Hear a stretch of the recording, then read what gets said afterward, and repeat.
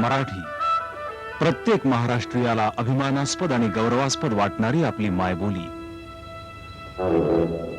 मराठी माणूस जगाच्या पाठीवर कुठेही असला तरी आपले संस्कार आणि संस्कृती विसरू शकत नाही. अमेरिकेत बृहन महाराष्ट्र मंडळ गेली 15-16 वर्ष निरनिराळ्या उपक्रमांमधून ही मराठी अस्मिता टिकवण्याचा प्रयत्न करत आहे. या वर्षी एक आगळा वेगळा समारंभ साजरा झाला उत्तर अमेरिकेतल्या बॉस्टन शहरात.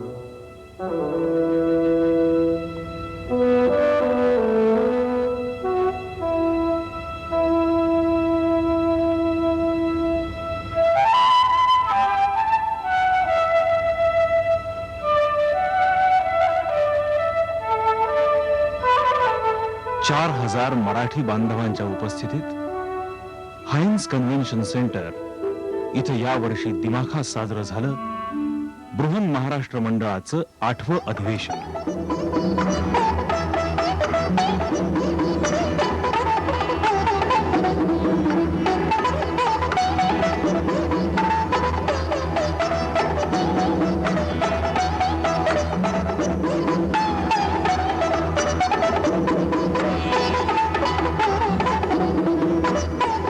संगीत, नाट्य, काव्य आणि साहित्य क्षेत्राबरोबरच शैक्षणिक, सामाजिक आणि आर्थिक क्षेत्रातल्या ज्येष्ठ श्रेष्ठ व्यक्तिमत्वांपासून हरहुन्नरी तरुणांपर्यंत सर्वांचा सहभाग असलेलं एक भव्य संमेलन.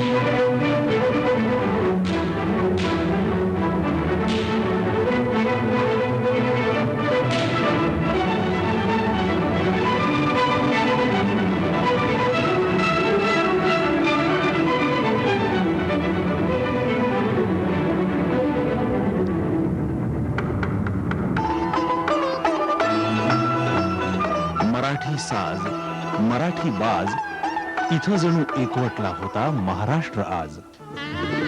4 जुलै 1997ला या अधिवेशनाचं उद्घाटन झालं स्वरसम्राज्ञी लता मंगेशकर यांच्या शुभ हस्ते.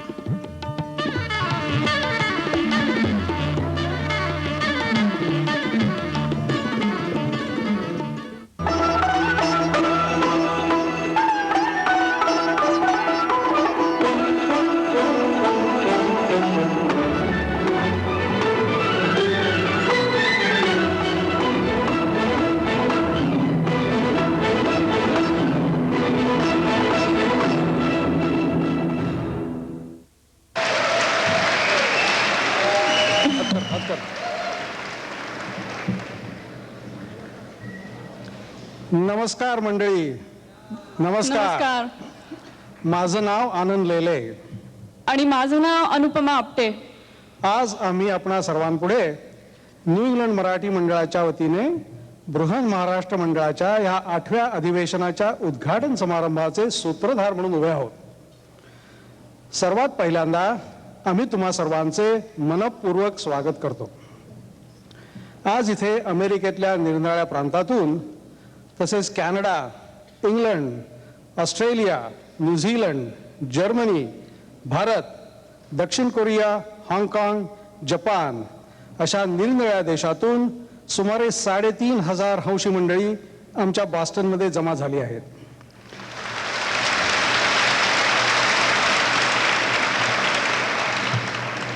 The opening ceremony primarily consists of two parts.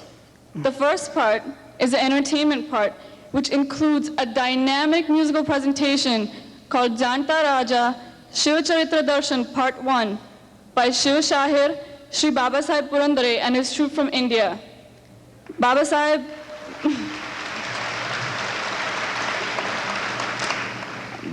is of course no stranger to Boston. The second part, which will almost immediately follow the first part, is an address by our chief guest, Padma Bhushan Srimati Lata Mangeshkar, and other dignitaries. आज आपल्या सर्वांच्या उपस्थितीने Boston हे मायबोली मराठीचं माहेरघरच झालं आहे. सादर करीत आहेत शुभा चितळे, माझी मायबोली आज आली माहेर. माझी माय बोली आज आली माहेराला, माझी माय बोली आज आली माहेराला. सभोवती संत योगी सुपुत्रांचा मेळा, माझी माय बोली आज आली माहेराला.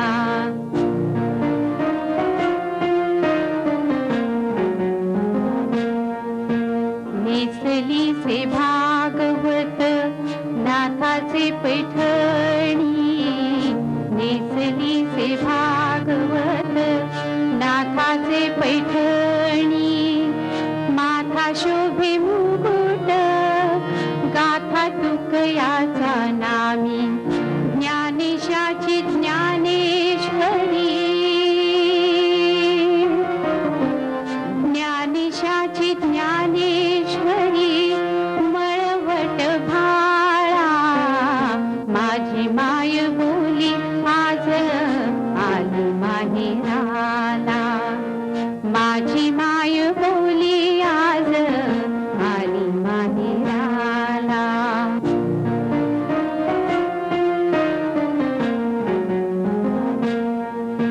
लताबाई नाथ हृदय पुरंदरे राम,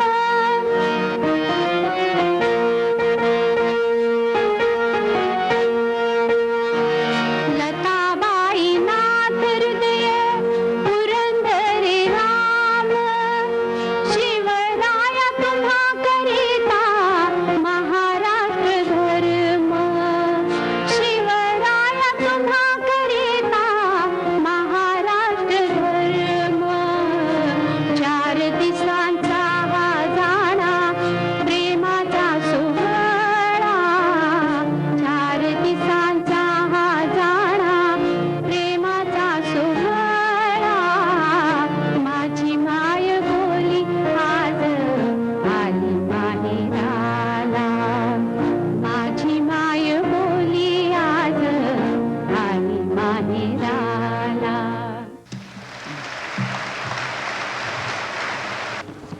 सामां पातु सरस्वती भगवती निशेष जाड्यापहा.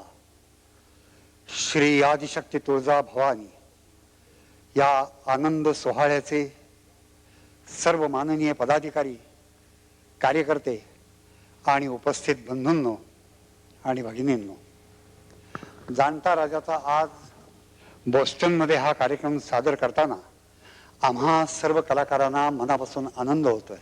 छत्रपती शिवाजी महाराजांच्या जीवनावरती जितकं काही लिहावं सांगावं तितकं थोडं होईल असं सुभाषचंद्र बोस नेताजी म्हणाले होते. ते रतनकुमार मुजुमदारांशी बोलताना असं म्हणाले की बाबूजी काही लिहायचं असेल तर आत्ताच्या काळात म्हणजे 1937-38 मध्ये ते बोलतायत, तर प्रथम शिवाजी महाराजांच्यावरती लिहा, कथा लिहा, कादंबरी लिहा, नाट्य लिहा, इतिहास लिहा, पण शिवाजी महाराजांच्यावरती लिहा. त्या रतनकुमार मुजुमदारांनी नेताजींना असं विचारलं की हा आग्रह तुम्ही का धरता आहात. त्यावेळेला सुभाषबाबूंनी असं उत्तर दिलं की या चरित्राचं सामर्थ्य इतकं मोठं आहे की पारतंत्र्यात पडलेलं राष्ट्र हे स्वतंत्र होऊ शकतं आणि स्वतंत्र झालेलं राष्ट्र हे वैभवशाली होऊ शकतं, इतकं सामर्थ्य या शिवचरित्रात. जेम्स डग्लस या नावाचा एक इंग्रज एक अधिकारी होता, तो मुंबईला आला होता आणि त्यांनी आल्यानंतर शिवाजी महाराजांच्या चरित्राचा त्यांनी अभ्यास करायला सुरुवात केली. आणि ते चरित्र वाचल्यानंतर त्यांनी आपल्याच लोकांनी तिथे विचारलं की ह्या शिवाजी राजाच्या जीवनावरती तुमच्याकडे काही कथा, कादंबऱ्या, नाटकं, इतिहास, महाकाव्य काही काय आहे का? तर आमच्याकडे त्यावेळेला काहीही नव्हतं. Where are your narratives, where are your artist, where are your historians, हे त्यांनी आम्हाला विचारलं 1883 मध्ये. आणि मग आम्हाला जाग आली आणि वाटायला लागलं अरे म्हणजे शिवाजी महाराज बरेच मोठे दिसत आहेत. आणि मलाही असं वाटलं की शिवाजी महाराजांचं जीवन हे विविध माध्यमातून लोकांच्या पुढे ठेवलं गेलं पाहिजे, कारण ते खरोखर त्याच्यावर योग्यतेचं आहे.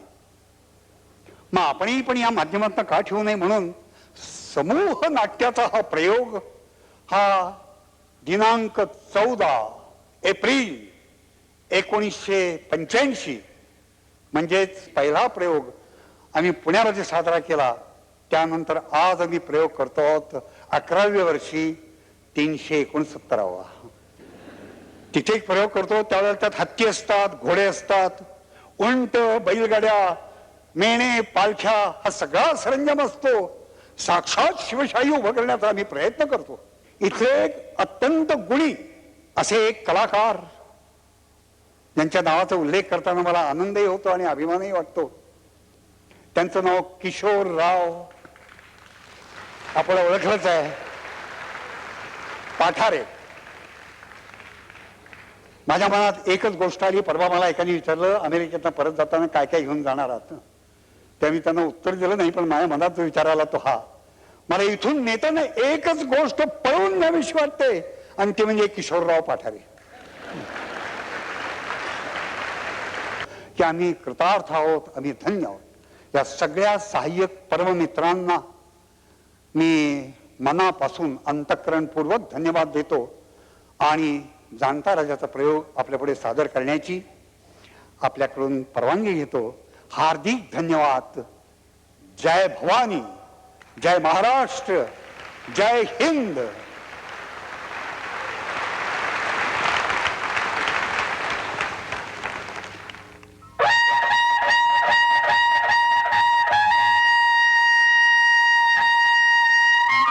मयुरेश शारदा भ्रमण दैत्य चंदन शंभुनंदना यावे उधळीत रस नौरंग वंदितो चरणाजी जी जी वंदितो चरणाजी जी जी वंदितो चरणाजी जी जी. काय सांगू कीर्त राजाची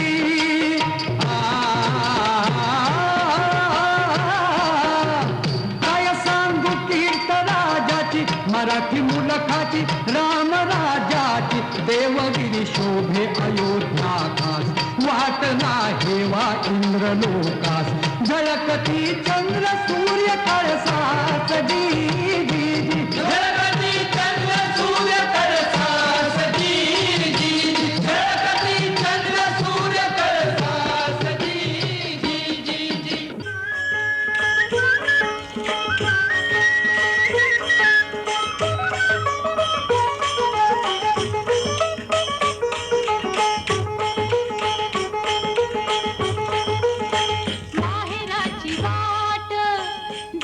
पंढरीसी माहेराची वाट माझी जाते पंढरीसी राहुळात नांदे द्वारका निवासी.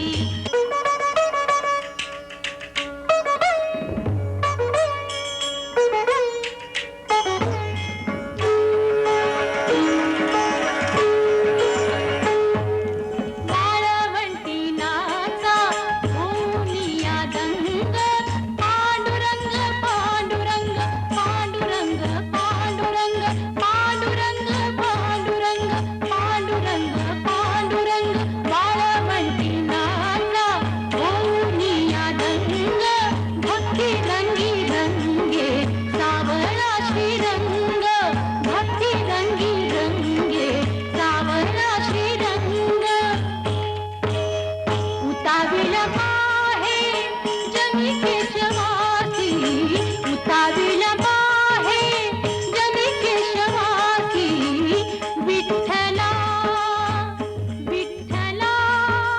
याच वेळी ज्ञानेश्वरांनी असं पसायदान मागितलं की ते व्यास वाल्मिकींनाही सुचलं नाही. म्हणाले, जो जे वांछील तो ते लाहो. दर्शन दे श्रीधरा तव दर्शन दे श्रीधरा.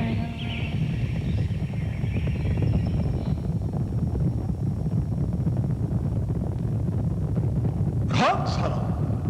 पठाणांची स्वारी आली. त्यांचा म्होरक्या होता अलाउद्दीन खिलजी.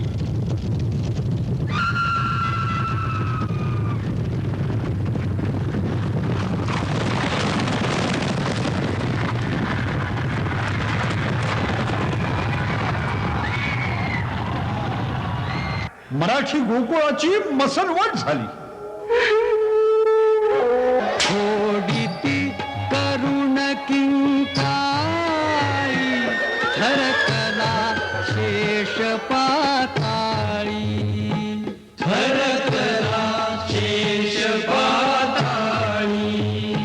शृंखला आवळुनी गळा चढविती सुळा रक्त भळ भळा छळीती राज रोज छळीती राज रोज.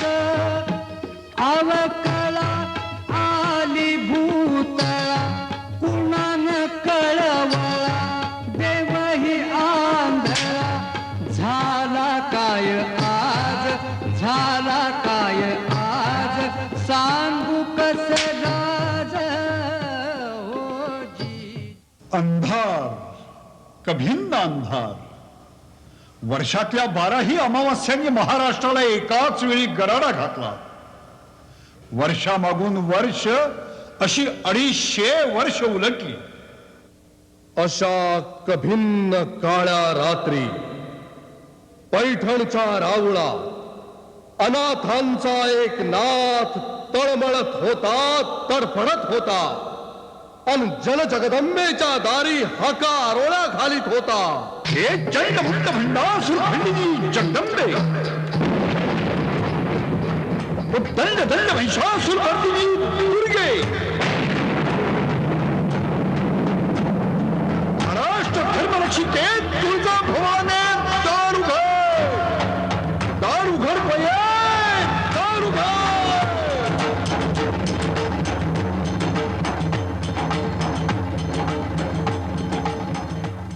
आणि महाराष्ट्राची भाग्य भवानी जिजाऊच्या रूपानं प्रगटली. ती शहाजीराजांच्या संसारात अवतरली. जिजाऊ सतत बेचैन होती. शहाजीराजे निजामशाहीची जीवापाड चाकरी करीत होते. ही निजामशाही बुडवून टाकायला दिल्ली आणि विजापूरच्या शाही फौजा एकवटून चालून आल्या. आणि केवढं आश्चर्य, शहाजी राजांनी या दोनही शाही फौजांची भातवडीच्या रणांगणावर धुधान उडवली. राजांनी निजामशाही वाचवली, सारी दुनिया दिपवली आणि राजे जिजाऊला भेटायला घरी आले. राणी साहेब आणि 2 बादशहांचे पराभव केले. आमची आसमानी फते झाली. स्वारीनं ओवाळताना आनंद होतो, पण महाराज. बोला बोला राणी साहेब. महाराज, आपण पराक्रमाची शर्थ करता आहात, पण कोणासाठी? हजरत दिल्लीलाही बादशहा निजामशहासाठी. भोसल्यांच्या समशिरीची तारीफ आलम दुनियेत रोशन आहे. त्याच निजामशाहीच्या रोषणाईत मराठ्यांच्या लेकी सुना पळवल्या जात आहेत महाराज. प्रत्यक्ष आपल्या भाऊजाईला, माझ्या जाऊबाईंना गोदावरीवर स्नान करीत असताना मोगल सुभेदारानं पळवून नेलं. धावा धावा वाचवा वाचवा म्हणून जाऊबाईंनी टाहो फोडला. काय करीत होत्या तेव्हा भोसल्यांच्या तलवारी? एकदा दैव फिरलं की प्रत्यक्ष देव सुद्धा हताश होतात राणी साहेब. याच गोदावरीवरून प्रभू रामचंद्रांची सीता राक्षसांनी पळवून नेलीच ना. त्या सीतेला सोडून आणलं प्रभू रामचंद्रांनी. हताश नाही झाले ते. राणी साहेब, खेळूचे राजे भोसल्यांनी आपली बायको मोगलांच्या हातून सोडवून आणलीच की. होय, सोडवली. पण कशी? 2.5 लाख रुपयांची खंडणी भाऊजींनी महाबत खान सुभेदाराला भरली आणि मग तिला सोडून आणली. प्रभू रामचंद्रानं रावणाला खंडणी नाही भरली, खांडोळी केली त्यांनी राक्षसांची आणि रावणाची, होळी केली त्यांनी लंकेची. पण आम्ही काय करावं? आपण काय करू शकणार नाही महाराज. केवढा पार्थ पराक्रम आहे या तलवारीत. आपण मनात आणलं तर विश्वामित्राप्रमाणे प्रतिसृष्टीच निर्माण करू शकाल. आज आपण दिल्लीच्या आणि विजापूरच्या दोन्ही बादशहांचा पराभव केला आणि एक निजामशाही वाचवली. आपण एवढं करू शकता तर मग महाराज, आपण स्वतःच या मराठी मुलखाचे बादशहाच का होत नाही? राणी साहेब, अशा प्रचंड दिग्विजयाची स्वप्न आपल्याला कधी पडतच नाहीत का महाराज? अशी स्वप्न आम्हाला पेलत नाही. 12 पिढ्यांची गुलामगिरी भिनली आहे आमच्या रक्तात आणि या तलवारी. राणी साहेब, आपल्या मनात तरी काय आहे? उन्मत्त ही सिंहासने चिरफाळण्या सामर्थ्य दे, निर्दाळण्या या दैत्य झुंडी अंबिके वरदान दे, अंबिके वरदान दे. आणि मोगरा बहरला. चाजी अंजाजी जाऊला बाई लागले डोहाळे, चाजी अंजाजी जाऊला बाई लागले डोहाळे.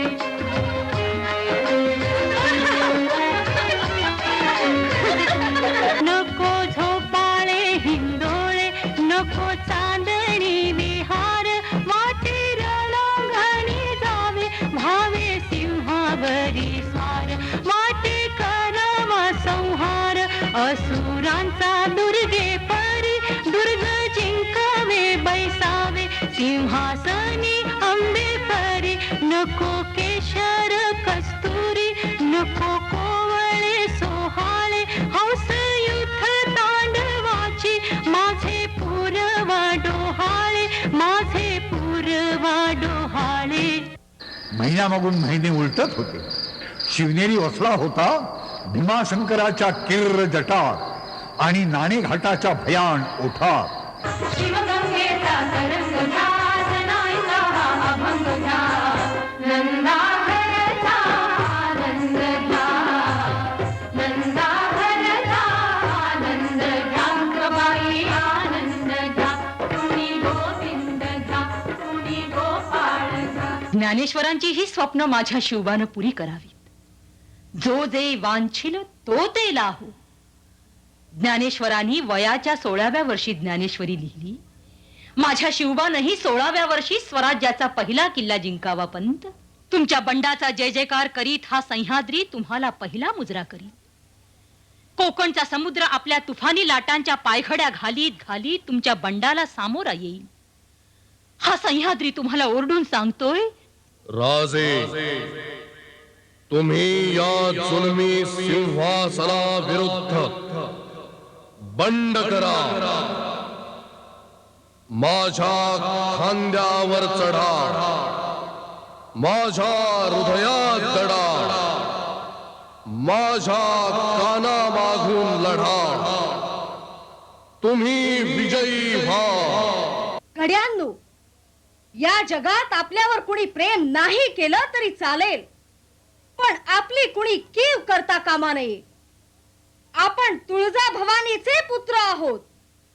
आई, या मावळच्या दर्या खोऱ्यात आम्ही तुझा गोंधळ मांडतोय.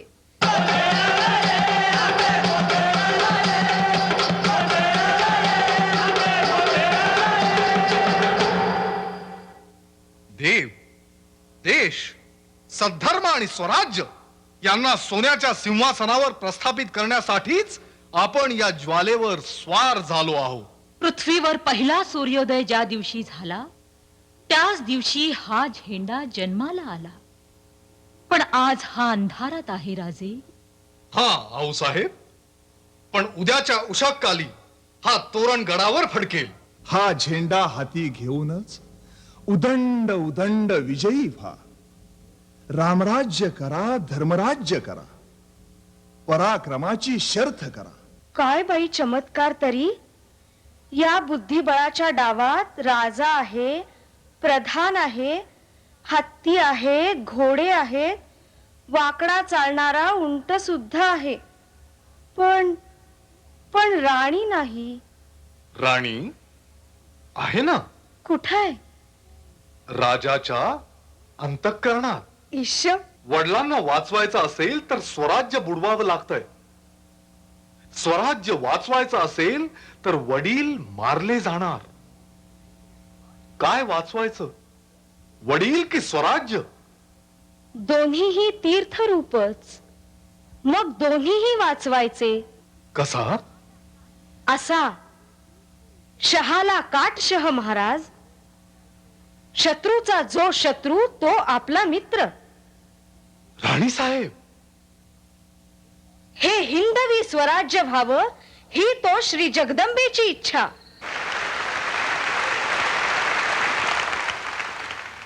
We would like to introduce to you all the honorable guests as well as the hosts seated on the main stage. Ladies and gentlemen, it gives me great pleasure to introduce someone we have loved and adored all our life. Our chief guest, Padma Bhushan, Srimati Lata Mangeshkar.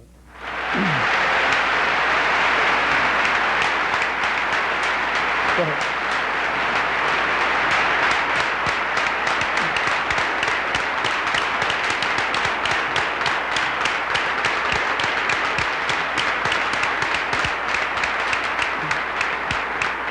Our next guest is the architect and the mainstay of the show we all just witnessed, and one of our keynote speakers, Shiva Shahir, Shri Baba Saheb Purandare.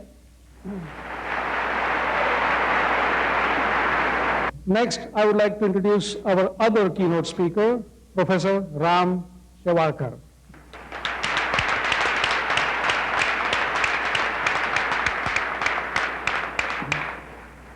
Our next guest is Pandit Hridaynath Mangeshkar.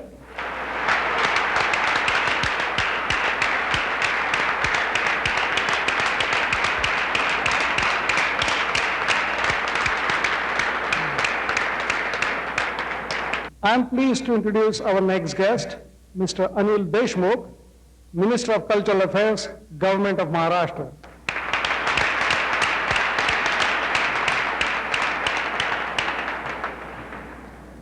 Next we have Dr. Hanumant Deshmukh, President of BMM.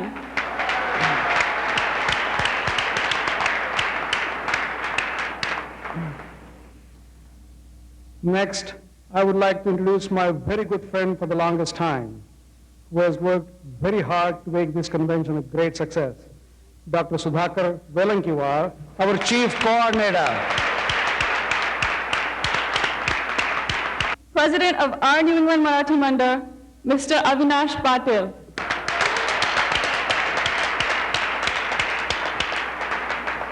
मी लता दिदींना अधिवेशनाच्या शुभारंभाचा दीप लावण्याची विनंती करतो.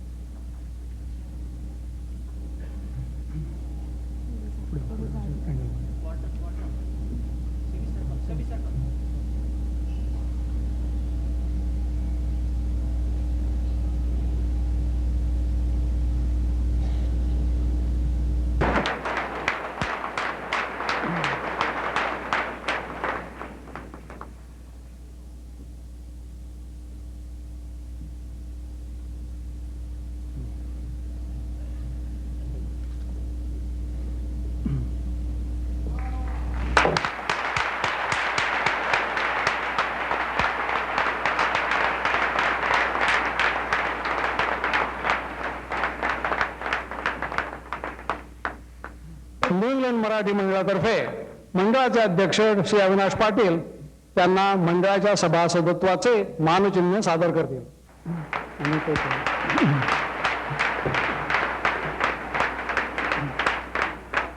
I'd like to request Mr. Avinash Patil to take over the podium and say a few words. नमस्कार. भारताच्या स्वातंत्र्याच्या सुवर्ण जयंतीच्या वर्षात अमेरिकन स्वातंत्र्य दिनाच्या शुभ दिवशी बॉस्टनच्या ऐतिहासिक नगरीत बृहन महाराष्ट्र मंडळाच्या 8व्या अधिवेशनाला न्यू इंग्लंड मराठी मंडळाचा अध्यक्ष या नात्याने मी अविनाश पाटील आपणा सर्वांचे मनापासून स्वागत करतो. आमचे मंडळ या अधिवेशनाचे निमंत्रक आहे, तरी आमची भूमिका येथे यजमानाची नसून पु ल देशपांडे यांनी चिरंजीव केलेल्या लग्न कार्यातल्या नारायणाची आहे. And I have a special word of welcome for the Marathi youth of the new generation. They are going to be the continuing links between the Marathi people in India and the people of America. Shivaji, the theme of this convention, is not just a Marathi hero, he is a symbol of liberty for mankind anywhere. It is worth noting that Shivaji's rise was contemporary to the founding of Boston, and his declaration of sovereign preceded by a century the independence of America, which too we are celebrating today, 4th of July. Marathi असून American आणि American असून मराठी अशी तळ्यात मळ्यात असलेली आपली पिढी या अधिवेशनाचे काय लाभ मिळवू शकेल हे या अधिवेशनाचे सूत्रसंचालक समितीचे प्रमुख डॉक्टर सुधाकर वेलंकीवार आत्ताच आपल्याला सांगतील. बॉस्टन परिसरातल्या मराठी भाषिकांच्या व न्यू इंग्लंड मराठी मंडळाच्या सहाय्याने गेली 2 वर्षे आमची समिती हे अधिवेशन उभे करण्याचे काम करीत आहे. हे काम कठीण आहे याची आम्हाला कल्पना होतीच, तरी सुद्धा प्रत्यक्षात ते किती कठीण आहे याचा अनुभव काम सुरू झाल्यावरच आम्हाला आला. घर पहावं बांधून, लग्न पहावं करून, या म्हणीलाच अधिवेशन पहावं उभं करून अशी मी एक कुस्ती जोडतो. या अधिवेशनाला आलेल्या पाहुण्यात लहान मुलं, टीनएजर्स, कॉलेज विद्यार्थी यांच्यापासून आजी आजोबा अशा विविध वयोगटांचा समावेश आहे. तसंच वेगवेगळ्या कला, विज्ञान शाखा, सामाजिक व राजकीय प्रश्न याच्यात रस असलेले सभासदही इथं आलेले आहेत. जुन्या मित्रमैत्रिणींना भेटण्याचा व नव्या ओळखी करण्याचाही काही लोकांचा उद्देश आहे. काही पाहुण्यांना स्वतःची लग्न करण्याची इच्छा असते, तर काहींना इतरांची लग्न जमवायची आहेत. तुम्ही इथं खूप मजा करावी. अधिवेशनाला तुम्ही ज्या हेतूने आलात तो सफल व्हावा व अधिवेशनाच्या फक्त गोड आठवणी आजन्म तुमच्या मनात राहाव्यात अशी आमची इच्छा आहे. आमचं आमंत्रण स्वीकारून बॉस्टनला येऊन तुम्ही आम्हाला जो मान दिला त्याबद्दल बृहन महाराष्ट्र मंडळ बॉस्टन कार्यकारिणीच्या समितीतर्फे मी सर्व उपस्थितांचे आभार मानतो. बृहन मराठी मंडळाचे अध्यक्ष डॉक्टर हनुमंत देशमुख यांना मी 4 शब्द बोलण्याची विनंती करतो. आज इथे उत्तर अमेरिकेतूनच नव्हे तर भारत, इंग्लंड आणि इव्हन ऑस्ट्रेलिया सारख्या देशातून इथे लोक आले आहेत. मी तर काय नुसतं अध्यक्ष आहे, पण प्रत्यक्ष काम केलं आहे ते वेलंकीवार आणि त्यांच्या टीमनं. Give them a big hand.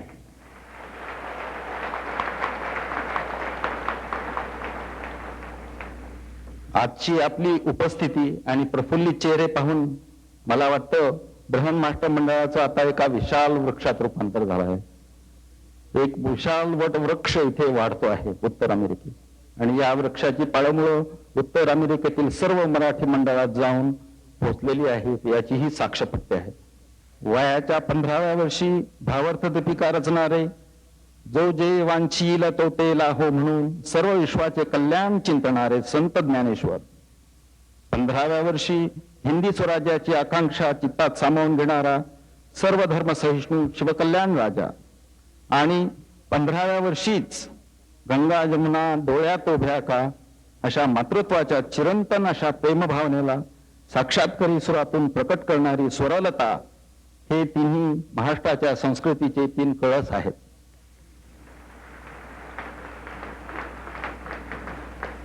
आणि मला अभिमान वाटतो की या तिन्ही कळसांचं दर्शन आपणास या अधिवेशनात घडणार आहे. लाखो रसिकांची हृदय सिंहासन काबीज करणारी स्वरसम्राज्ञी लता मंगेशकर तर स्वतःच आज आपल्याशी सुख संवाद करणार आहे. त्या आपल्याशी 4 गोष्टी बोलणार आहेत. आपण लता दीदींचं स्वागत करून त्यांना पुन्हा एकदा टाळ्या देऊया.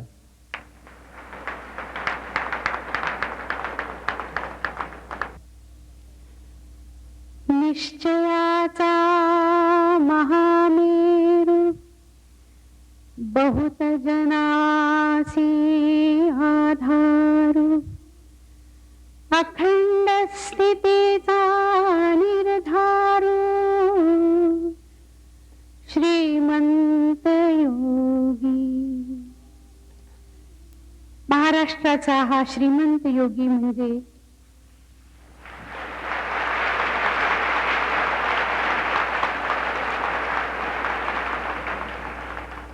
छत्रपती शिवाजी महाराज.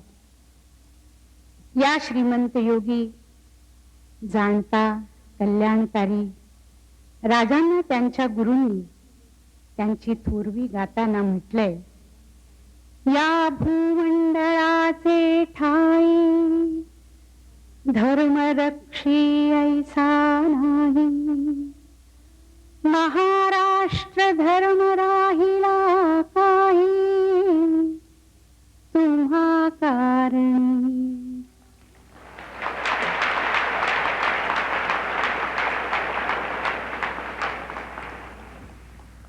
महाराष्ट्र धर्म या शब्दाचा अर्थ फक्त महाराष्ट्राचा धर्म इतका संकुचित नसून हिंदवी स्वराज्य स्थापनेचा संकल्प असा व्यापक अर्थ महाराष्ट्र धर्म या शब्दात सामावला आहे.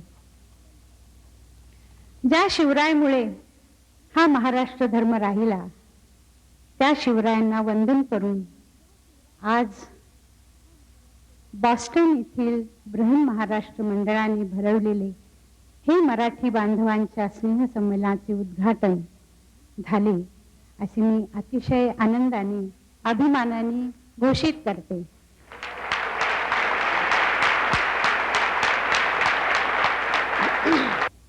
अमेरिकेत आलेल्या मराठी माणसांनी आपल्या देशप्रेमाची, संस्कृतीची, भाषेची जपणूक केली आणि मर्मबंधातल्या ठेवीप्रमाणे आपली अस्मिता जतन केली, सांभाळली. म्हणून आजचा अमेरिकन नागरिक मराठी माणसाकडे आदराने पाहतो. विमानतळावरील इमिग्रेशन अधिकारी पासपोर्टवरील मराठी आडनाव वाचून फार प्रश्न न करता त्याला अमेरिकेत प्रवेश करू देतो. पण काही परप्रांतीय आडनावे वाचून तो त्यांना चौकशीसाठी थांबवून घेतो आणि खूपच त्रास दिल्यावर नाईलाजाने त्यांना अमेरिकेत प्रवेश करू देतो. त्या अधिकाऱ्याला अनुभवाने हे माहीत झालेले असते की मराठी आडनाव असलेला आणि महाराष्ट्रातून आलेला हा माणूस एक उत्तम डॉक्टर असणार, नाहीतर तंत्रज्ञ असणार, प्राध्यापक असणार किंवा कम्प्युटर तज्ञ असणार, नाहीतर उत्तम गायक तर असणारच.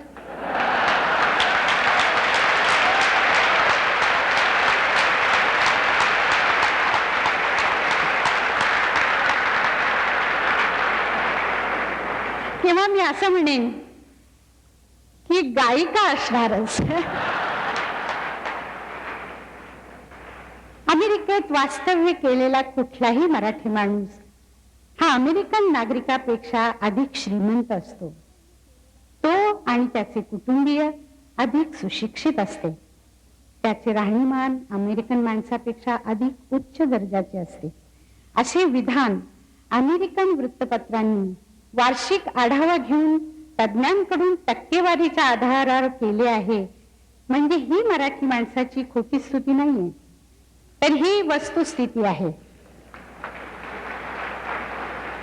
आज इतक्या मोठ्या संख्येने तुम्ही इथे उपस्थित आहात, खूप खर्च करून आला आहात, यातच तुमचे यश दिसते.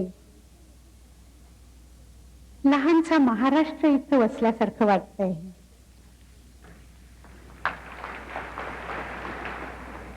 माझी ईश्वरचरणी प्रार्थना आहे की तुमचा पुढील आनंद सोहळा यापेक्षा भव्य प्रमाणात साजरा हो आणि तोही स्वतःच्या वास्तूमध्ये. त्या वास्तूचे नाव मी तुम्हाला सुचवून ठेवते. नाव असावे आनंद वनभुवन.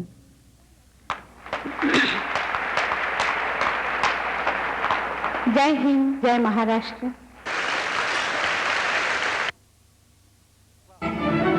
5 जुलैच्या कार्यक्रमांची सुरुवात झाली प्राध्यापक राम शेवाळकर यांच्या भाषणात.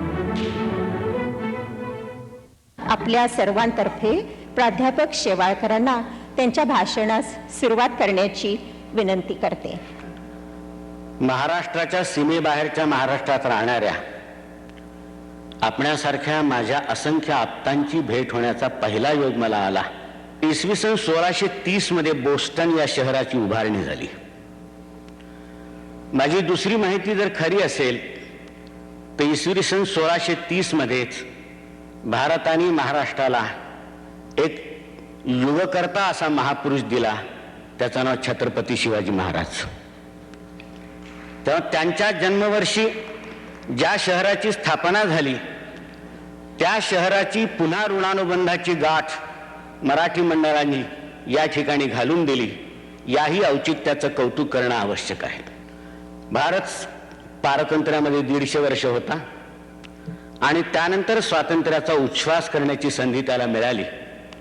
त्यालाच 50 वर्ष झालीत. या 50 वर्षाचं आपलं फलित काय आहे? या स्वातंत्र्याचं जे स्वप्न या स्वातंत्र्य लढ्याचं नेतृत्व करणाऱ्या महापुरुषांनी आणि राष्ट्रपुरुषांनी पाहिलं होतं, त्या स्वप्नांचे किती अंश प्रत्यक्षामध्ये उतरलेत याचा आढावा घेण्याचा प्रयत्न केला तर आपल्याला असं दिसेल की 50 वर्षांपैकी बहुभंश कालखंड हा त्या सर्व आद्य राष्ट्रपुरुषांच्या स्वप्नभंगाचा कालखंड आहे. जे स्वप्न त्यांनी पाहिलं होतं, भारताचं स्वातंत्र्य हे त्यांचं अंतिम कैवल्य नव्हतं, ते एक साधन होतं. संपूर्ण मानव मुक्तीच्या लढ्याचा एक भाग म्हणून भारताच्या मुक्तीचं स्वप्न हे लोकमान्यांनी पाहिलं होतं, गांधीजींनी पाहिलं होतं आणि मला आपल्याला सांगू द्या, स्वातंत्र्यवीर सावरकरांनी सुद्धा पाहिलं होतं. भारत 50 वर्षापूर्वी राजकीय दृष्टीने स्वतंत्र झाला, पण तुमच्या माझ्या दुर्दैवाने काही बाबतीत तो अजूनही परतंत्र आहे. भारत राजकीय दृष्टीने स्वतंत्र झाला, सामाजिक दृष्टीने तो अजूनही स्वतंत्र होऊ शकला नाही. म्हणून भारतामध्ये सामाजिक विषमतेचे प्रश्न आजही अत्यंत मोठ्या प्रमाणामध्ये आपल्याला भेडसावत आहेत. भारत राजकीय दृष्ट्या स्वतंत्र झाला, आर्थिक दृष्ट्या तो इतका परावलंबी आहे की पुन्हा एकदा पारतंत्र्याचे डोहाळे त्याला होऊ लागलेत की काय असं आपल्याला वाटावं. इतके आपण आर्थिक पारतंत्र्याच्या बाबतीमध्ये आज जास्तीत जास्त प्रयत्नशील आहोत. गेल्या 50 वर्षाचा आढावा हा आहे मित्रांनो. या देशातल्या सामान्य माणसांचं प्रतिनिधित्व नेहमी वरिष्ठ वर्गीयांनीच केलं. आज 50 वर्षानंतर असं दृश्य दिसू लागलंय की ज्यांना आपण सामान्य माणूस म्हणतो त्या माणसाचं प्रतिनिधित्व आज प्रांतांच्या आणि देशाच्या विधान भवनामध्ये पहिला प्रथम उमटू लागलेला आहे. देशाच्या पहिल्या पंतप्रधानांनी इतिहासाच्या दीर्घकाळ मांडीवर झोपलेल्या या देशाला पहिला प्रथम अत्याधुनिक जगाचा प्रकाश दाखवण्याचं श्रेय संपादन केलं आणि देशाचा औद्योगिकरणाचा पाया घातला. लोकशाहीचं मूल्य आणि स्वातंत्र्याची जबाबदारी आपण स्वीकारली त्यावेळेला आपण फार अपक्व अवस्थेमध्ये होतो. त्यामुळे आम्हाला सोडून गेलेले स्वामी आणि जगातली मोठमोठली राष्ट्र मोठ्या उत्सुकतेने आपल्या देशाच्या वाटचालीकडे पाहत होती. त्यांची अटकळ अशी होती की हे स्वातंत्र्य या नवागत देशाला पेलणार नाही. आपण त्यांचे सगळे अंदाज चुकवलेले आहेत. 50 वर्ष झालीत आपण त्यांचे अंदाज चुकवलेले आहेत. प्रचंड प्रमाणामध्ये अस्ताव्यस्त पसरलेला हा देश असेल, वेगवेगळ्या भाषा असतील, संस्कृती असतील, धर्म असतील, जाती असतील, समाजाचे वेगवेगळे स्तर असतील, त्यांच्यामध्ये मतभेद असेल आणि कदाचित त्यांच्यामध्ये भांडण सुद्धा असतील. तरी सुद्धा या देशाचं अभंगत्व आपण फुटू द्यायचं नाही अशी आकांक्षा सुद्धा सुप्त स्वरूपामध्ये अत्यंत बळकट अशी त्या सर्वांच्या मनामध्ये आहे. भारताच्या आजूबाजूच्या सर्व राष्ट्रांकडे आपण पहा, तिथे लोकशाहीचा प्रयोग रुजू शकला नाही. हुकुमशाही आणि लष्करशाहीला शरण झाल्याशिवाय त्या राष्ट्रांपुढे गत्यंतर राहिलं नाही. त्या मानाने कितीतरी मोठा असणारा भारत, याच्यावर संकट कमी आली नाहीत, पण त्याही संकट कोसळण्याच्या काळामध्ये आम्ही लष्करशाहीला आमच्या राज्य कारभारामध्ये हस्तक्षेप करण्याची संधी दिली नाही, हे आपण लक्षात घेणं आवश्यक आहे. आज सत्तेबद्दल आणि विशेषतः राजकीय सत्तेबद्दलचा धाक कमी झालेला आहे. सर्व राजकीय पक्षांबद्दलची आस्था सुद्धा सामान्य माणसाच्या अंतःकरणामध्ये कमी झालेली आहे. आमच्या माडगुळकरांची एक गोष्ट तुम्हाला माहित असेल, एका टोपीचा प्रवास, गांधी टोपीचा प्रवास त्यांनी दिलेला होता. आंदोलनांचा काळ होता, सत्याग्रहांचा काळ होता. एका बाईला अटक झाली सत्याग्रहामध्ये भाग घेण्याबद्दल. अटक झाल्यानंतर तिला गाडीमध्ये बसवण्यात आलं आणि नेण्यात आलं. नेण्यापूर्वी आपल्या अंगावरचे एवढे सगळे अवजड असे सोन्याचे अलंकार काय करायचे म्हणून तिने ते काढून ठेवलेत आणि घरी पाठवण्याचा ती विचार करू लागली. पण भोवती जमलेल्या गर्दीमध्ये एकही अनोळखी ओळखीचा माणूस तिला दिसेना. त्यातल्या त्यात तिने एका माणसाला बोलावं, ओळखीचा नव्हता, त्याच्या हातामध्ये सगळे ते दागिने दिलेत, आपला पत्ता सांगितला आणि घरी पोहोचवण्याची जबाबदारी त्याच्यावर टाकली. शेजाऱ्या सत्याग्रह्यांनी विचारलं, माणूस ओळखीचा होता? ते म्हणाले नाही. मग तुम्ही इतका विश्वास त्याच्यावर कसा टाकला? ती म्हणाली, त्याच्या डोक्यावर गांधी टोपी आहे ना, त्याच्या हातून भ्रष्टाचार होणार नाही याबद्दल मला खात्री आहे. माडगुळकरांनी लिहिलं, त्या गांधी टोपीचा प्रवास आज कुठपर्यंत आलेला आहे. गांधी टोपी असल्यामुळे त्याच्या हातून कुठल्याही प्रकारचं पाप होणार नाही असा विश्वास एकेकाळी या देशातल्या भगिनींमध्ये आणि मातांमध्ये होता. आता गांधी टोपी डोक्यावर पाहिल्याबरोबर सर्व प्रकारच्या अत्याचाराचा आणि अनाचाराचा ते आगर असेल याबद्दलचा विश्वास नव्या पोरीबाळींमध्ये फार मोठ्या प्रमाणामध्ये भयचकितपणे उत्पन्न झालेला आहे. काय पतनाचा प्रवास आहे हा, आपण लक्षात घ्या. राष्ट्रभावना लोप पावत चाललेली आहे, राष्ट्रीयता लोप पावत चाललेली आहे. स्वातंत्र्यवीर सावरकरांनी जे स्वतंत्रते सुसूक्त गायलेलं आहे, त्या सुक्तामध्ये 2 ओळी आपल्याला माहित असेल. ते आहे, त्याला तिला म्हणतात, आई तुझं साठी मरण ते जनन, तुझं वीण जनन ते मरण. तुझ्याशिवाय जर माझ्या आयुष्यामध्ये दुसरा कुठलाही विचार नसेल तर ते आयुष्य प्रत्येक क्षणी मला मरणप्राय वेदना देणारं ठरेल. आणि तुझ्यासाठी जर आम्हाला मरण पत्करावं लागलं तर तो मृत्यू आम्हाला जीवनापेक्षा सुद्धा जास्ती संजीवक ठरेल. अशी भावना त्या काळामध्ये होती. कोणीही स्वतःचा विचार करायला राहिलंच नव्हतं. पदोपदी पसरून निखारे आपुल्याच हाती, होवनिया बेहोश धावलो ध्येय पथावरती, कधी न थांबलो विश्रांतीस्तव, पाहिले न मागे बांधून शकले प्रीतीचे वा कीर्तीचे धागे, एकच तारा समोर आणि पाय तरी अंगार, होता पाय तरी अंगार, गरजा जय जयकार, क्रांतीचा गरजा जय जयकार. मरणाच्या वेदीवर आपणून जाऊन बसलेली अत्यंत गरम मशारी तिच्या भडकलेल्या थंडीलाची युवा मन, त्यांनी आपल्याला मिळवून दिलेले हे स्वातंत्र्य आहे. आपण अत्यंत कृतज्ञपणानं त्यांना विसरून गेलो आहोत.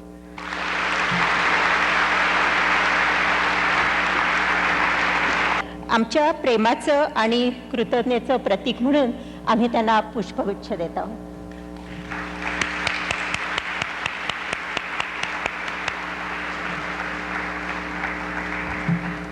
या महायज्ञात आजच्या व्याख्यानाच्या रूपाने आणखीन एक आहुती देण्याची नम्र विनंती मी बाबासाहेबांना करतो.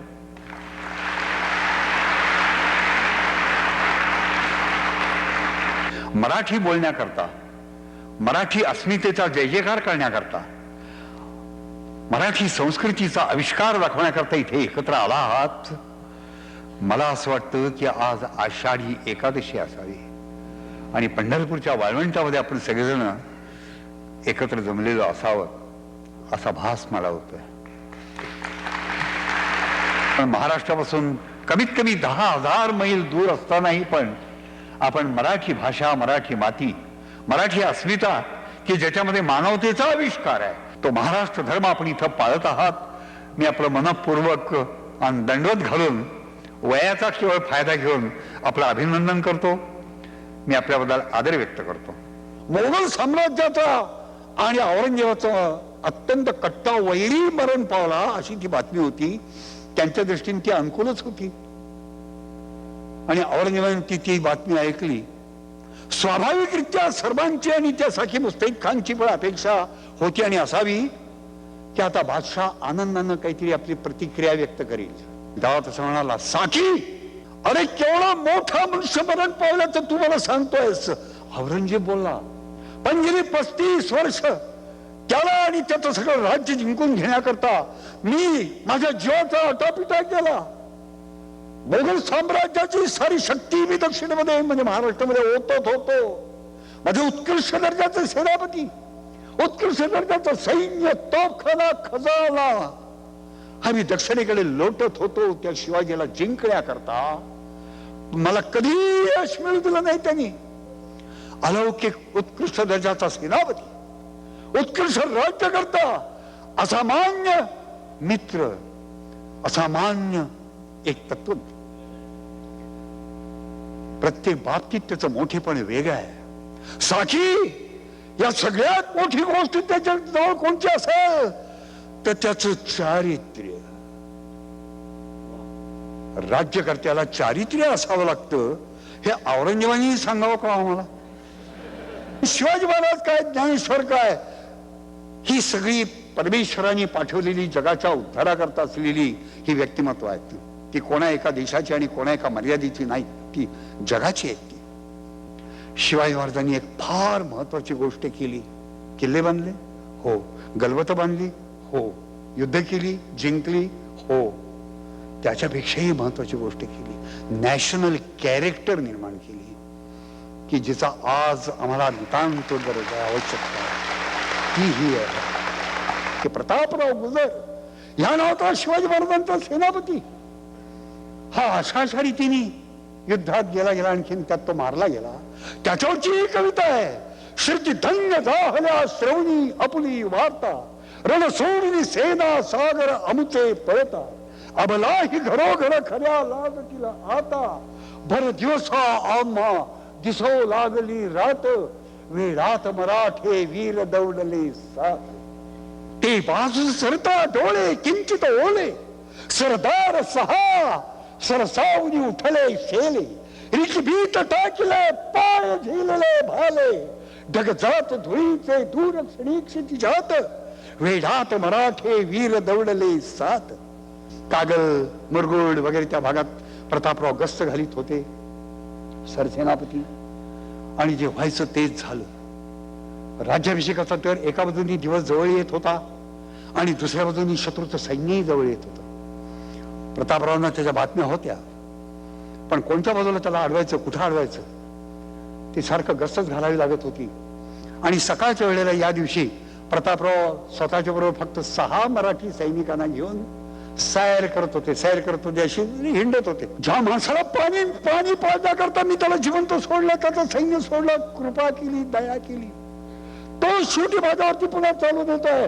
महाराजांचे शब्द खरे आहेत, मी चूक केलेली आहे. पण त्या संतापाच्या भरामध्ये प्रतापरावनी त्यांची अगदी ओठ असे चावले जात असावेत त्यावेळेला. आणि त्याच वेळेला प्रतापरावांचं लक्ष एकदम त्या 6 सैनिकांच्याकडे गेलं. प्रतापरावांचे 6 घोडेस्वार सैनिक खाली उभे होते. ते बाजूच सरता डोळे किंचित ओले, सरदार 6 सरसावनी उठले शेले, रिकबीत टाकले पाय झिलले भाले, ढगजात धुळीचे दूर क्षणीक्षिती जात, वेढात मराठे वीर दौडले साथ.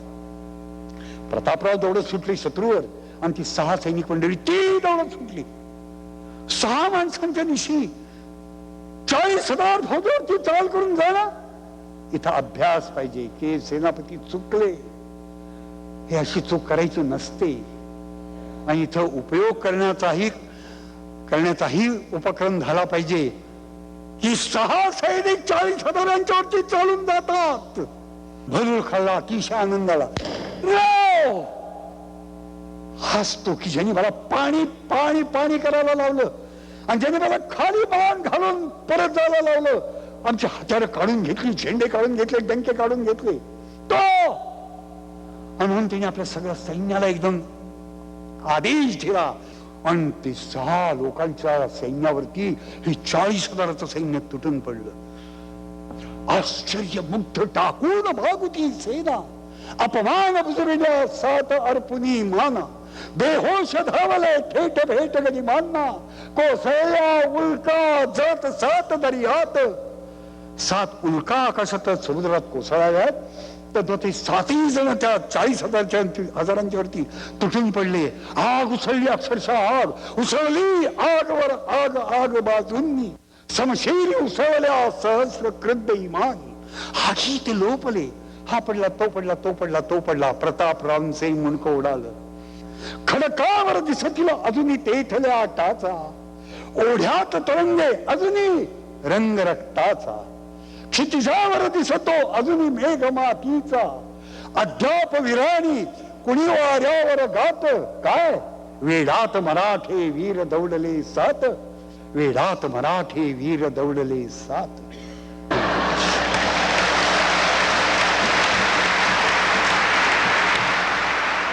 आपल्या प्रेमाचे व कृतज्ञतेचे प्रतीक म्हणून पुष्पाताई आपणा सर्वांतर्फे बाबासाहेबांना पुष्पगुच्छ अर्पण करतील.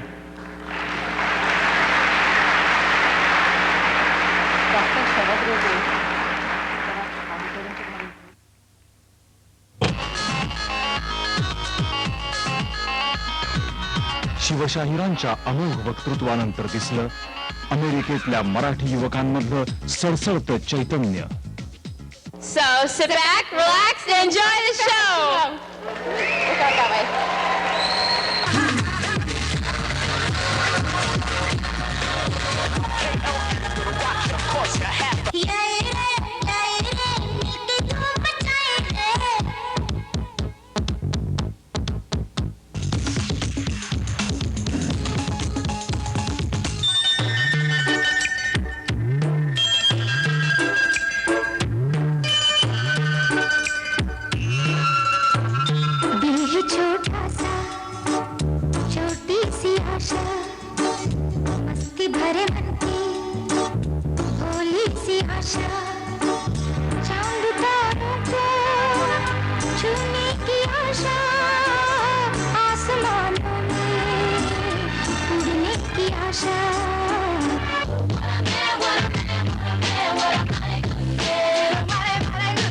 मुझको अपना चांद बना ले, चमका दे किस्मत का तारा.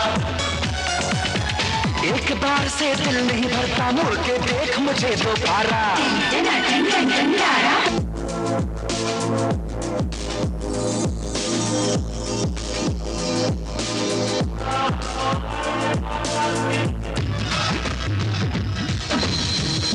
बड़ी है मस्त चीज, बड़ी है.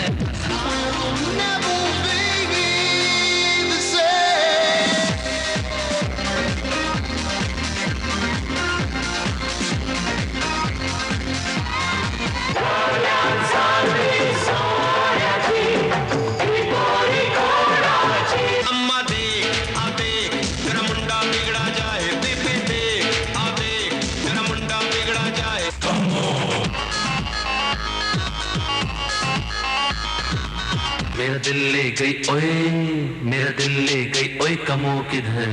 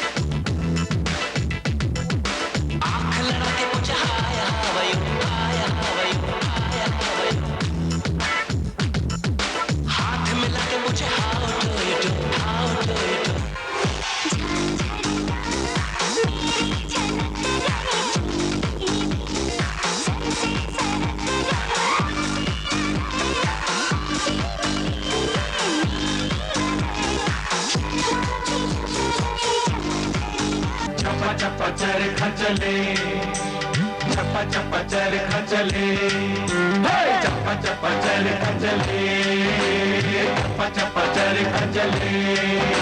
पानी पानी यारी तेरी, पानी पानी बेरी तले. चप्पा चप्पा चरखा चले, चप्पा चप्पा चरखा चले.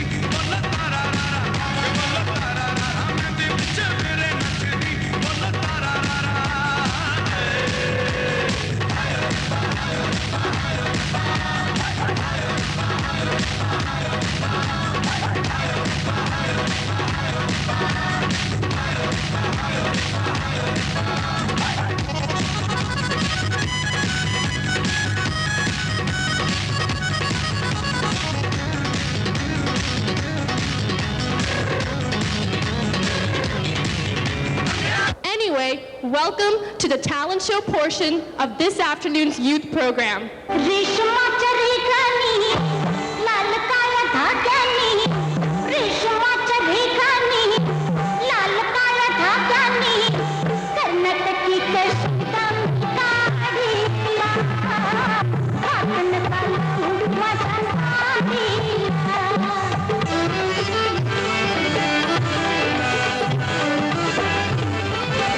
वीर काही ठेवा आल्या पिठाची पूर्वत Radha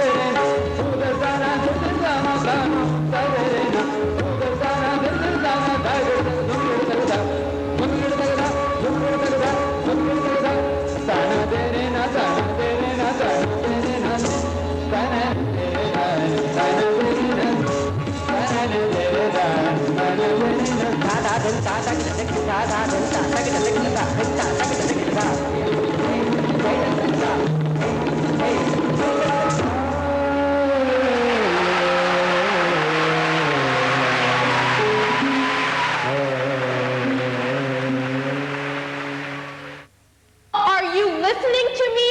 Do you want to hear about the Tea Party or not? Oh yes, Beta, please go on. A ship sailed into Boston with boxes of tea. Red label, yellow label, or green label tea? What is the difference? Red label tea, favorite of our director, co-brother-in-law's cousin sister's cousin brother. Does he like it? Oh no, Beta, he hates it. Then why is it his favorite? Beta, it is cheap and always available on sale. Why do I ask? Why do I even try? Okay, do you want to hear about the Tea Party or not? Chidunoko, Beta, go on.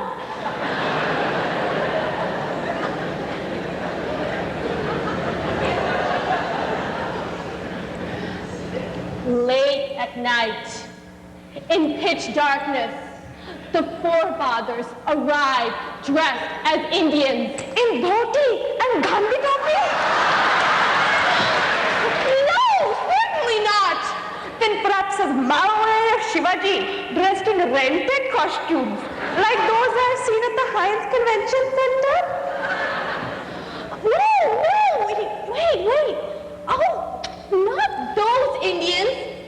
They came dressed like Native Americans. You know Native Americans? Oh, but I know why they arrived late, regardless. And pray tell why? Beta, rule of life. Indians always arrive late for any party. No, they arrived late so that it would be dark. Okay then, dear, what happened next? The forefathers climbed aboard the ship. No attention span whatsoever. They got bored only while climbing? No! The forefathers climbed aboard the ship and then they threw the boxes overboard. They got bored while climbing and then they got overboard later. Ridiculous! They simply found the boxes and threw them into the sea. Okay then, Beta. What type of boxes? Steel, wood, cherry, maple? Let me humor you all. Okay, Beta. What happened next? That was the Boston Tea Party.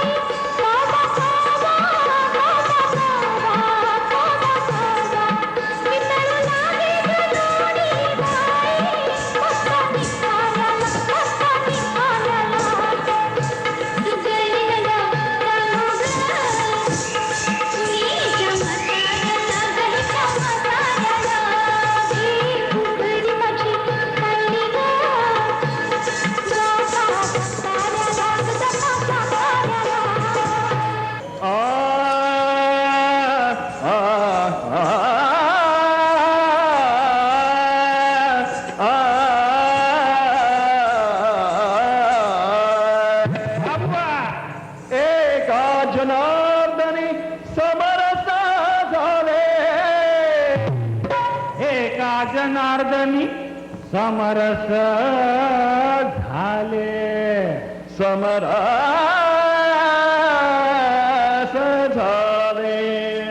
झालीस ना समरस, पण तो रस येथे नाही. अगो कुठला तो रस येथे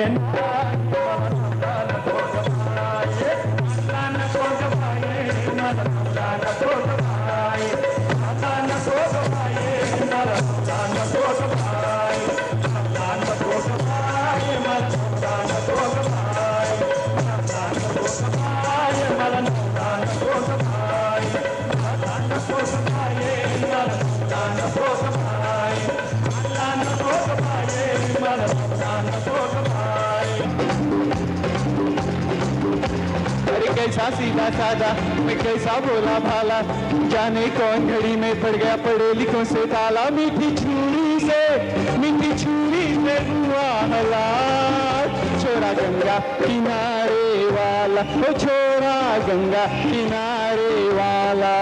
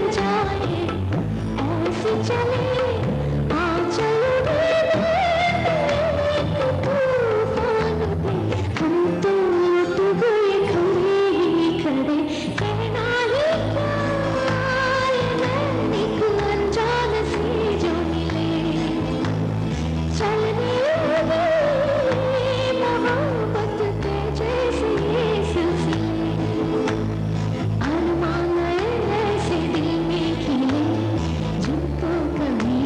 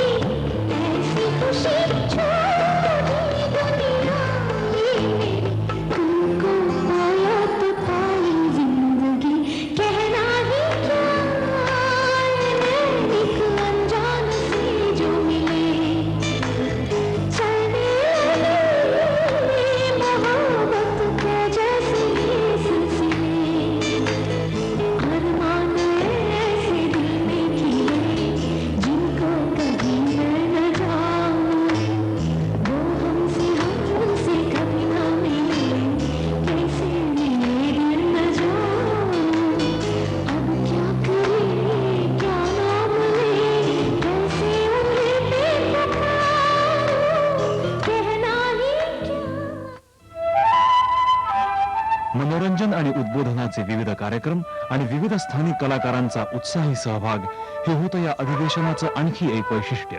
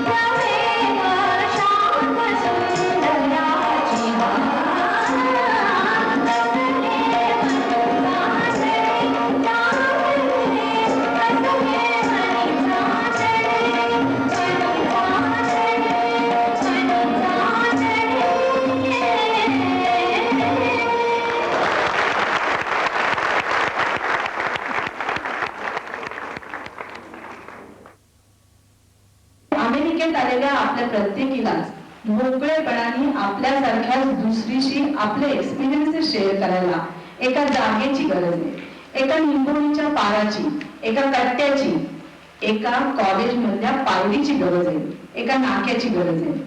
जागरण ही ती जागा आहे.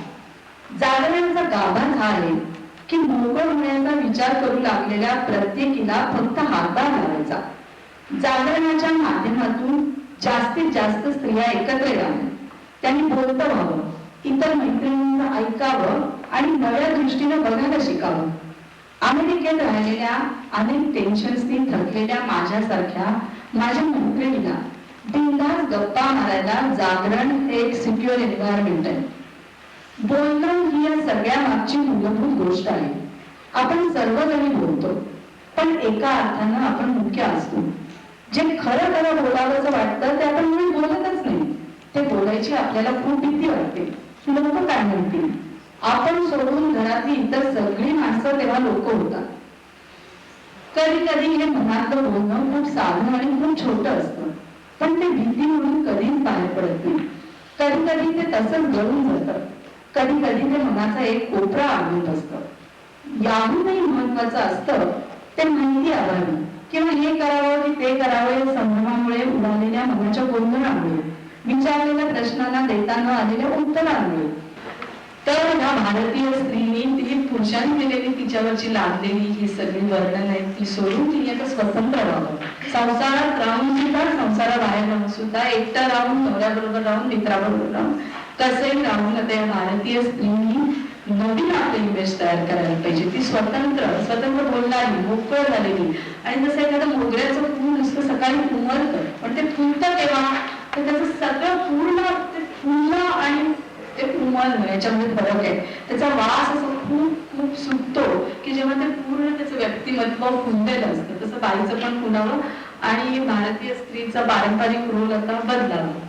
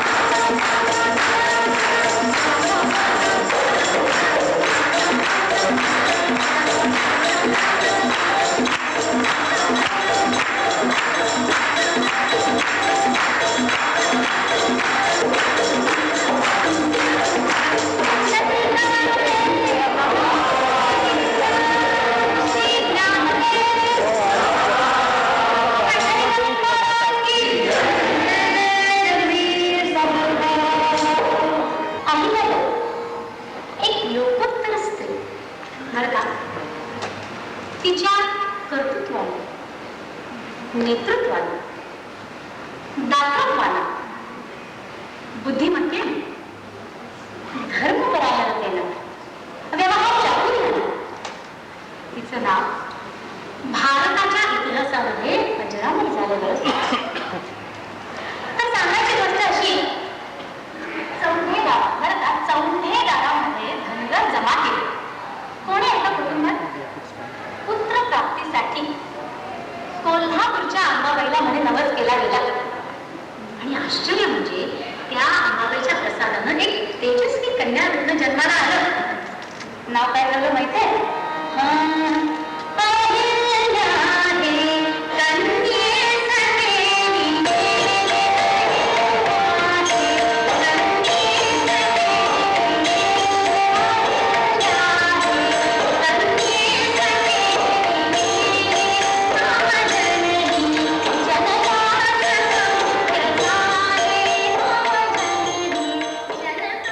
I want everybody to know who is attending the function. Also, I want to ask your permission that a lot of people are calling and asking to get the list. Even if they are not here today, some people come here and they said that can we have the list? Can you send us a list? And I told them that this is not like a matrimonial business or anything like that. But if anybody calls and I know their authenticity, is it okay by you if your names are given to them with your permission?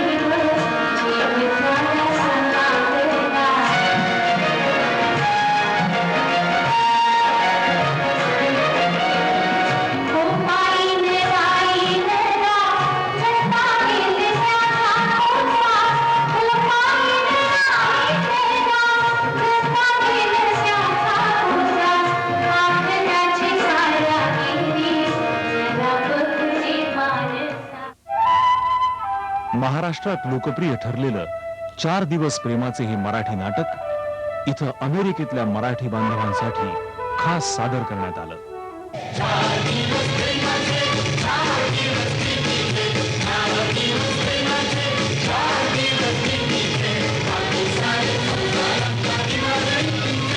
ठीक आहे, हा प्रकाश सोनेरी आहे, तोवरच मी तुला सांगून टाकतो. माझं काय माझं तुझ्यावर प्रेम आहे. काय म्हणाला? माझं तुझ्यावर मनापासून खूप खूप प्रेम आहे. तुझ्या स्वप्नातला राजकुमार तुला हेच सांगतो ना? हेच सांगतो. अरे मग तुला एवढं आश्चर्य वाटायला काय झालं? कारण तो तरुण Yes. तू नसतोस. भाईंदरला एक ब्लॉक बघून ठेवलाय, तसा छोटासाच आहे. 1 रूम किचन, हे सांगू नको. 320 कार्पेट एरिया, गेल्या 12च्या भावा.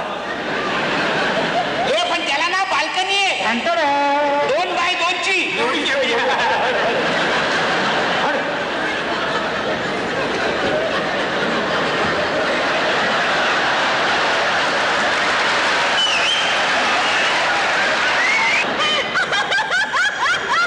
अरे हळू राडा.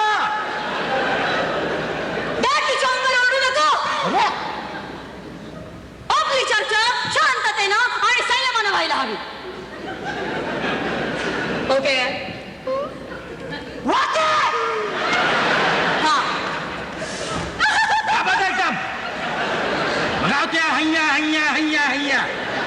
शांततेने आणि संयमानं रड.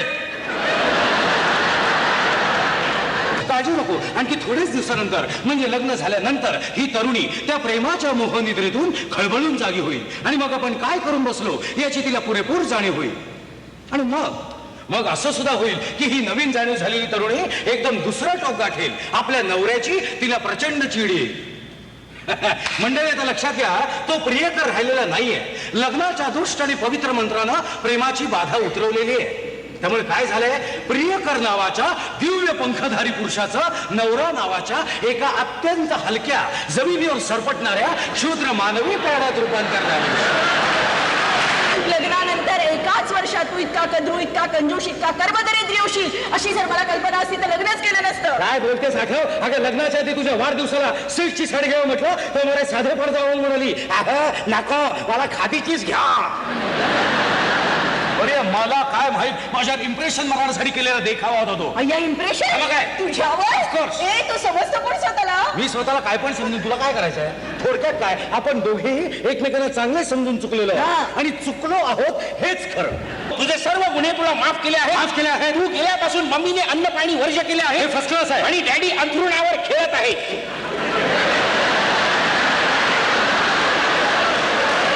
ही काय घातलेस काय अन्न रागीच्या बंबासारखं? बघा, नवीन फॅशनचं म्हणून काय वाटेल ते घेऊन आलेले दिसते. तुम्ही काय मागे कलिंगड करून लावलं का?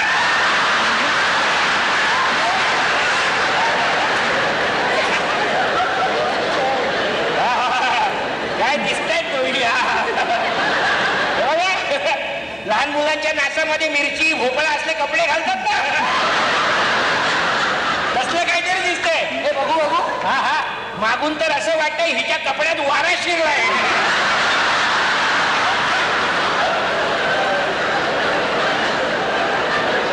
आणि कोणत्याही क्षणी अलगद हवेत वर उचलली जाणार. हो काय हो, एकाच किमतीमध्ये ड्रेस, बलून आणि तंबूची कनात विकणं कसं काय परवडतं? असं वाटतं मागे एक धोंडा बांधून ठेवावा म्हणजे उडणार नाही. पण प्रश्न असा आहे, धोंड्याला धोंडा कसा काय बांधायचा?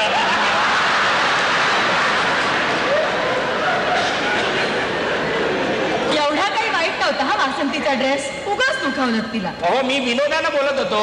बाकी तिला विनोद कळलाच नाही कधी दुखावणार आहे. हो ना. आणि आमच्या वासंतीला विनोद कळलं म्हणजे नरसिंह राव खदा खदा हसले. सगळे टूलबॉक्स आणतेस ना. आणि आता हा टूलबॉक्स घेऊन काय करता? माझ्या रायटिंग टेबलचे 3 पाय तुटले, त्याला जरा 4 भोकं पाडून त्याचा कॅरम बोर्ड करीन म्हणतो. डबा भर पावडरीनं मुखडा गोरा मोरा, डबा भर पावडरीनं मुखडा गोरा मोरा. सासूबाई सासूबाई काय तुमचा गळा, सासूबाई सासूबाई काय तुमचा गळा, कशामध्ये बेडकांनी काढली आहे शाळा. हा.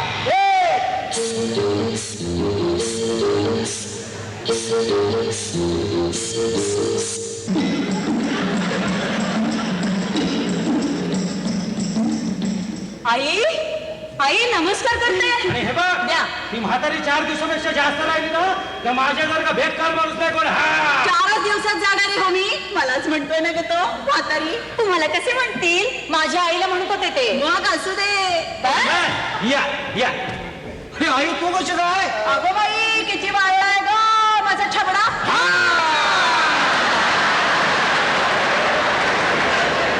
मी जेवतोच ना रे बच्छडा. बच्छडा. अगं बाई बाई बाई बाई पोट किती खपाटीला गेले रे. बक्का बक्का म्हणाली प्रेमाने. हो हे पण आहे तू अशी आताच कशी काय आली. अचानक कुठे चांगली तार पाठवली होती की. म्हणजे ती तार तुमची होती. अगं त्यात फक्त आई दिलं होतं त्यामुळे आम्हाला वाटलं की माझी आई येणार आहे म्हणून तर हे घर सोडायला निघाले होते. अगो बाई घर सोडून जाणार होतं की काय माझं वासरू. वासरू. अगं घरातच किती वाढलाय ग माझं शिंगरू. जरा स्वतःकडे लक्ष ठेवत जा रे पाडसा. आई नको आई पेलाभर दूध तरी पीत जा रे पोपट.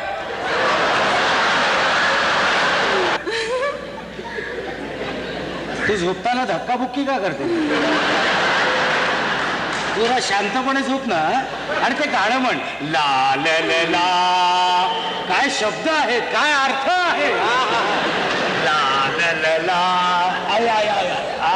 हॉटेलात राहिल्यासारखे राहता झोपण्यापुरतं येता. तुमचं खरं घर ते का पोचवतेस मला का वाईट रे. अहो अहो ते म्हणजे ते नाही. ते म्हणजे ते ऑफिस. ऑफिस बरोबर आहे. बरोबर आहे. बरोबर कसं चूक आहे. हा हे बरोबर आहे. मला माहितीये एकदा माझं बरोबर आहे म्हटलं की झालं पुढचं बोलणंच संपलं. हे तर प्रचंड बरोबर आहे. पण आता हे चालायचं नाही. हे चूक आहे. कधीतरी हा प्रश्न धसायला लावला पाहिजे. लावूया लावूया. तुला मला वेळ मिळेल तसा प्रश्न धसायला लावतो. हा कधीतरी नाही आत्ता या क्षणी. अगं अरे राम. अगं आता झोप. त्या जोरावर सिग्नल तोंडायचं मला उद्या. त्या कोण कुठल्या जोरावरासाठी जीव नुसता वरखली चालला. इथे माझा संसार मोडणार की टिकणार त्याचं तुम्हाला काहीच नाही. अगं ठीक आहे माझ्या उद्या दुपारी मी लवकर येईल. उद्या आज जरा एक वायदे केले तुझ्याचे. कुणी सांगावं tomorrow may be too late. माझ्या आई नाव इट्स टू लेट. मला झोपू दे ग. मला झोपू दे ग. परवा अमेरिकेहून फोन आला होता तेव्हा मला झोपू दे ग असं सांगितलं का त्या शुंभीला. शुंभी नाही शुभी शुभदा. अगं किती वर्षांनी तिने मला फोन केला. म्हणून त्याचा अर्धा तास बोलायचा मध्यरात्री. तुला माहित नसेल तर सांगतो. इथे जेव्हा मध्यरात्र असते तेव्हा तिथे धडधडीत दिवस असतो. हे सगळं घरानंच पिंडो कॅरी. असू दे म्हणून तुम्ही तिच्याशी काय काय बोललात ते मी ऐकलंच नाही असं समजू नका. म्हणे तुझ्या आठवणीशिवाय एक दिवस जात नाही एवढं होतं ना तर तेव्हा तिच्याशी ठरलेलं लग्न का मोडलं. काहीतरी काय बोलतेय. तिला अमेरिकेला जायचं होतं आणि तिच्या करिअरच्या अडमळायचं नव्हतं आणि शेवटी मी तिला बहीण मानलं होतं.